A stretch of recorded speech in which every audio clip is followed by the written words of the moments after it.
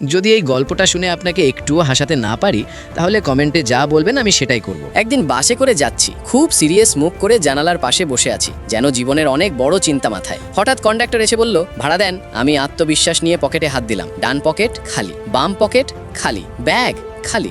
আমার আত্মা তখনই নেমে গেল পরের স্টপেজে। মনে পড়লো তাড়াহুড়োতে মানি ব্যাগই নিয়ে আসেনি।